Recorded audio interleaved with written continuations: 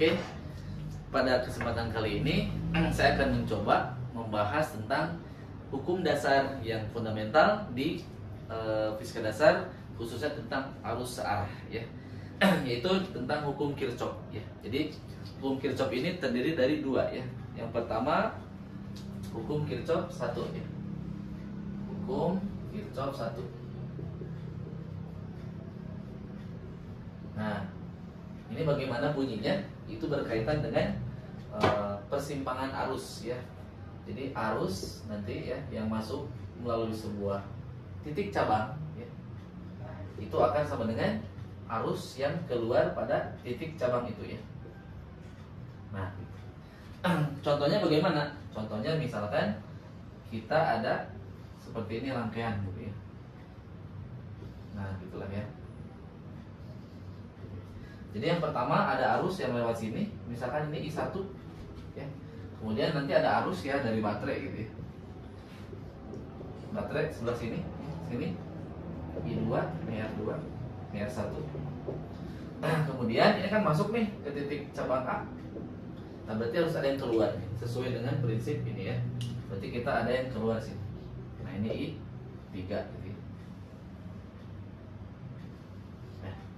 Jadi ini mirip prinsip yang di dalam fluida ya, ada debit yang masuk sama debit yang keluar. Seperti itu logikanya ya. Jadi ini kekal energi juga masuk ya, energi yang masuk, energi yang keluar. Oke. Kemudian hukum Kirchhoff ada yang kedua ya, yaitu hukum Kirchhoff kedua. Hukum Kirchhoff kedua. Dua ya. Nah, hukum Kirchhoff 2 ini berkaitan dengan loop, yaitu sebuah simpul yang nanti tertutup, loop tertutup ya. Nah, hukum Kirchhoff ini bunyinya seperti apa? Bunyinya beda potensial itu sama dengan 0. Kenapa beda potensialnya 0? Karena dia loop tertutup itu mulainya dari titik itu kemudian kembali ke titik itu ya. Ingat, jadi harus lintasannya tertutup loop itu ya. Oke, saya kasih contoh, dihapus ya. Jadi misalkan begini, kita mempunyai sebuah titik A ya. Jadi nanti ada sebuah rangkaian seperti ini ya. Nah, seperti ini. Ini titik A, titik B, titik C, titik D.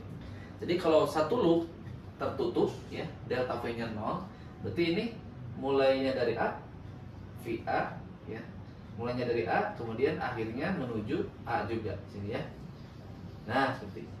Jadi delta V-nya itu VA min VA ya, sama dengan 0 ya, seperti itu. Jadi lintasan tertutup. Jadi ini berkaitan dengan energi potensial. Kan energi potensial sifatnya apa? Konservatif ya, tidak ada yang hilang, sama ya. Oke, nah nanti delta V ini berkaitan dengan apa? Ada sebuah GGR ya, dan ada beberapa resistor. Jadi hukumnya gimana?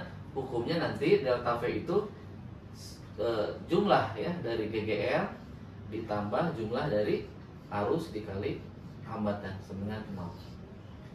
Ya, cukup mudah.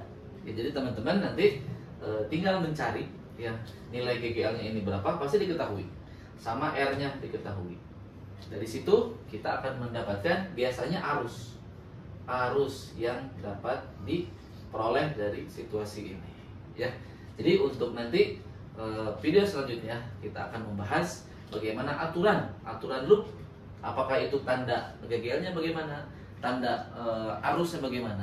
Nah, itu akan kita perdalam di video-video selanjutnya. Oke, cukup itu saja untuk penjelasan mengenai hukum Kirchhoff pada kali ini. Oke, sampai jumpa. Thank you.